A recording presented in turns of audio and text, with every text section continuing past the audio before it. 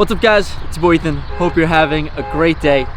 And the car beeping stopped. We're back at Boston Billiard here, repping the 1340 Collective. Shout out to my boy Justin. Thanks for sending one over. I'm actually going to be heading out to LA pretty soon. I think in the next vlog or two, you'll see some LA action. If you want some inside behind the scenes scoop of me traveling out there, seeing what it's like hanging out with whoever or whatever I do there, have the personal vlog, go check it out. Ethan Yao, just my name. Putting out some videos every single week. Shout out to Carl, who's going to be editing this. If you want to check out some personal vlogs, please definitely check that out. Going to be putting a lot more higher quality videos in there, and it's kind of an experiment. There's that. Today, playing some 1-3, 2-5, 5-10. I'm on the list, six-handed. You guys know the deal. Comment down below if you want to win a chip package. Always choosing some random person there. But besides that, let's get into the video. Wish us luck.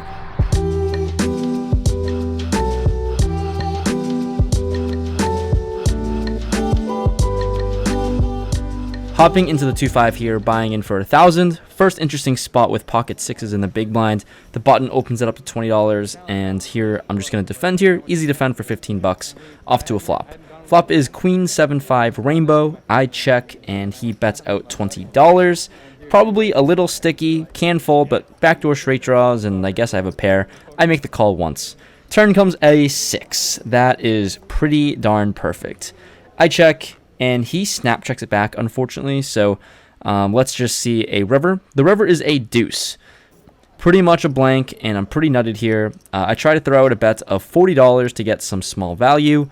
He unexpectedly raises it up to $125. Like I said, expect to be nutted here all the time. This is pretty weird, and I think I'm loving it.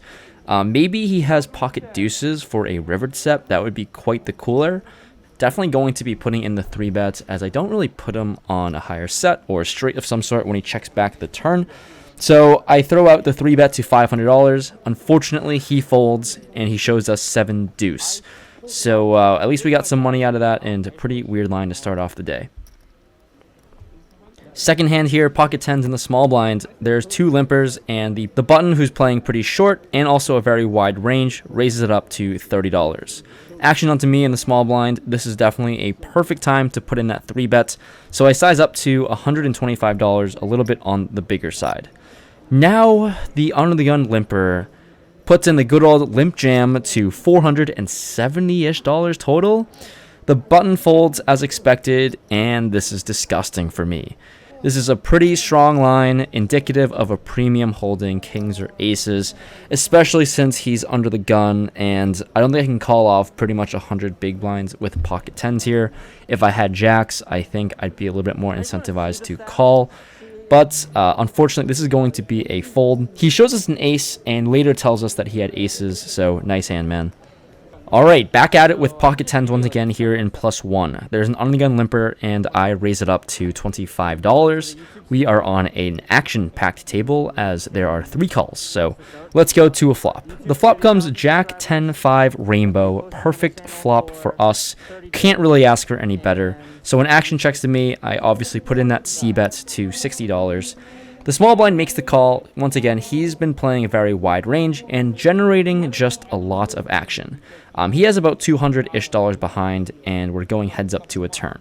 Turn comes another jack. This is just straight up perfect, so when he checks to us, just going to check it back, allowing him to get there with all of his draws and see a river.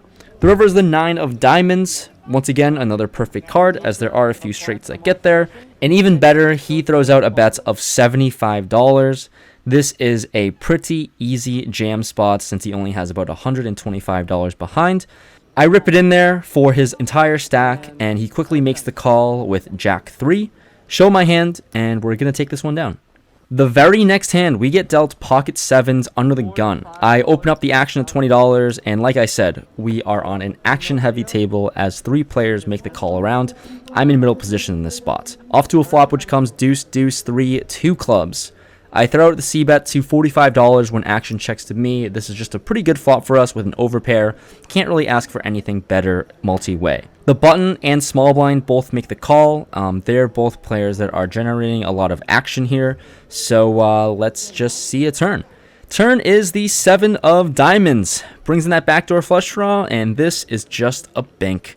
Action checks to me once again, and I'm going to size down And when I mean size down, I mean way down against these two specific opponents. They are very draw heavy on this kind of board texture, so I throw out a very small bet of $35. We've got to build the pot just a little bit and also get them both to commit their stacks. So the button makes the call for 35, and now the small blind, who was sitting pretty short, jams for $135 total. Easy decision here, no need to isolate being absolutely nutted. So I just smooth call, slow playing this for now, and the button calls as well with about 500 or a little bit over 500 behind. We're going 3 ways to the river. Pot has ballooned up at this point, so when the river comes the 9 of diamonds, it's amazing as some of the draws could get there. If he did have a diamond draw of some sorts, perfect. So I decided to size up to $375. He quickly announces all in, so he jams for about $500 total. Easy snap call for us, obviously sitting with the third nuts. And when he shows us the ace-3 of diamonds, I'm going to take up the massive main pot and side pot, stacking 2 players in this hand, 3 ways all in with the full house. This is pretty much a dream spot.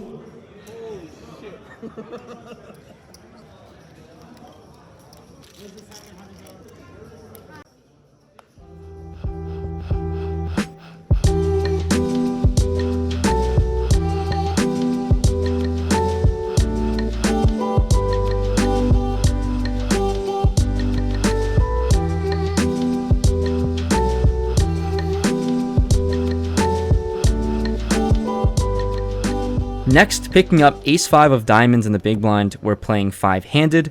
The button, who just lost a big stack and potentially could be tilted, he opens it up to $15. The small blind folds, and here normally would be a very easy 3-bet, but considering he's short stacked and also can open up very wide, I make the call. The flop comes Jack 3-3, 2 hearts and a diamond here. I check with ace high, and he throws out a bet of $30. Against him, I'm certainly going to be calling off with ace high here, expecting him to be tilting a ton. Also, we have some backdoor equity. We call, and the turn comes the deuce of diamonds. We are certainly not going anywhere anymore. I check, and he bets out $60 with only $70 behind. This is a really easy jam here. If I'm ahead somehow with ace high, then I expect him to call with worse, honestly. And anyways, if I am behind, we just have literally all the outs in the world. So I stick it in. He quickly makes the call. I show my hand, hoping to improve, especially with a $300 high hand bonus going on. Let's try to drill the gutter for the straight flush. The river comes the 6 of hearts, total brick, and he shows us pocket 10, so seems like he had a hand this time, and we double him up. Next hand here, this is going to be interesting. We have 6-7 of spades on the button, and I am straddling, so got the button straddle on. The big blind throws out the limp. The ungun player raises it up to a whopping $75.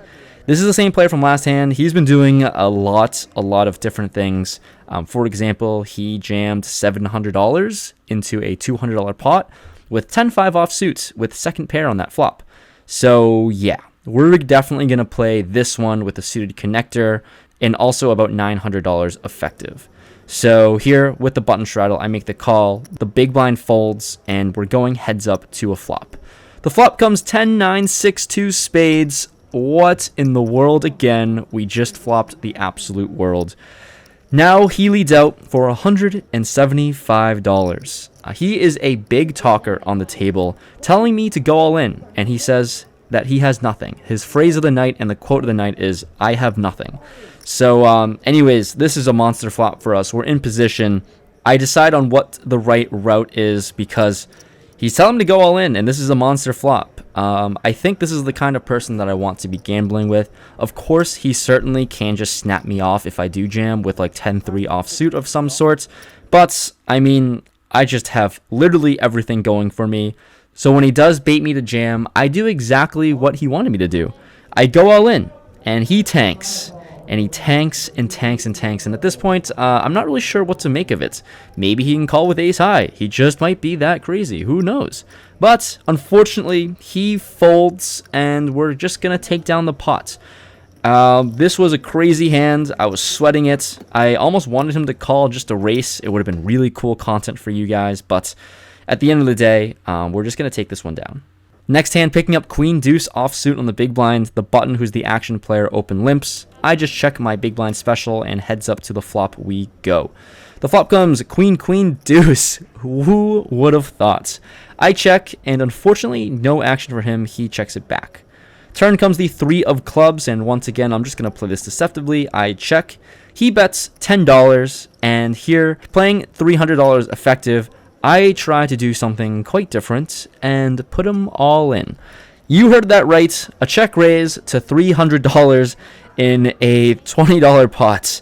Unfortunately, he makes the fold, but we're just trying something new here. Definitely lost some value, but yeah, that one didn't work.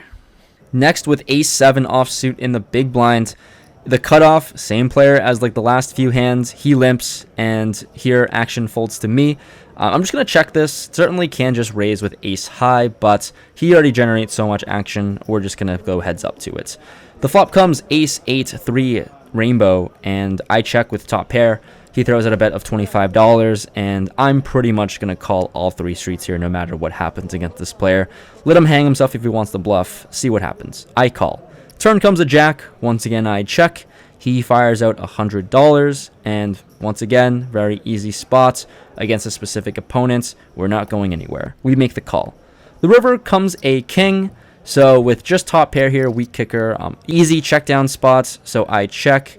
And once again, he fires out $200, and there's really no thinking about this one against this specific player.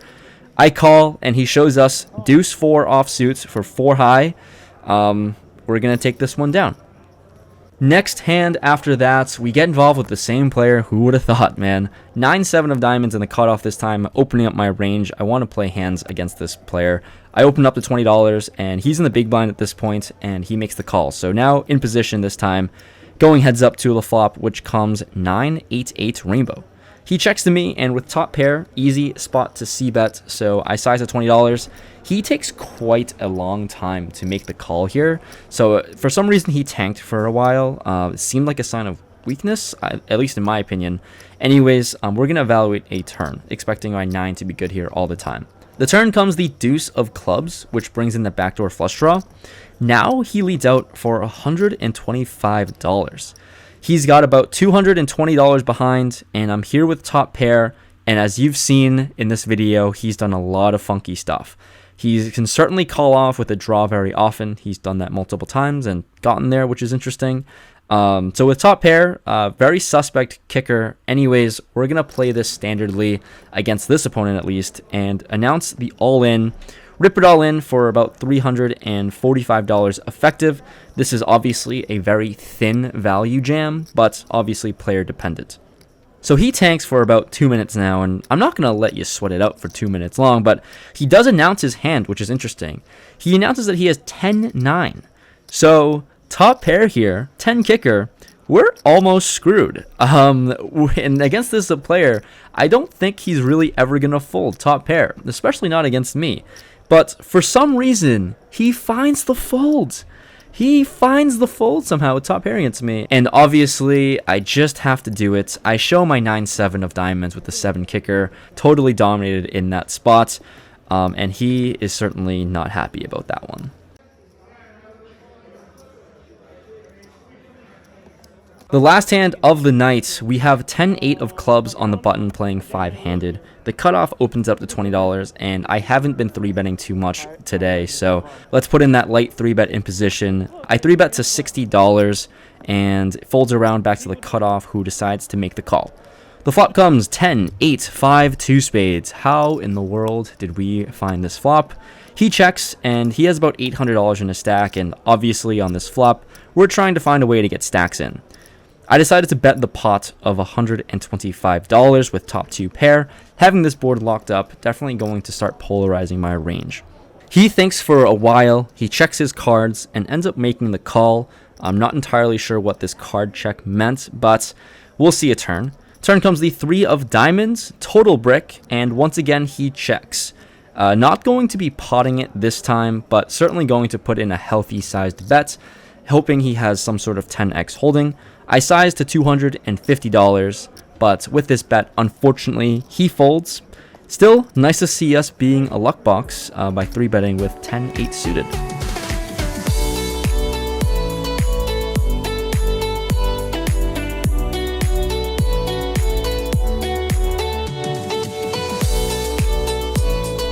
All right, we're gonna try this thing. I'm gonna walk backwards. We got Carl holding the camera. Try not to bump into any cars, but the session was great. We had a good table. We've got a car. The table was great. The one player was great. A lot of fun, no complaints, just jamming it all in. He was doing a lot of weird stuff, and we were along for the ride for the variance, and the variance ended up good for us today. In for 1,000, out for 2,700 flat for 4 hours played. Solid stuff. So with that said, thanks so much for watching. Leave a like if you enjoyed. Let me know what you think about this outro, because I am struggling with this. But let me know what you think about the outro.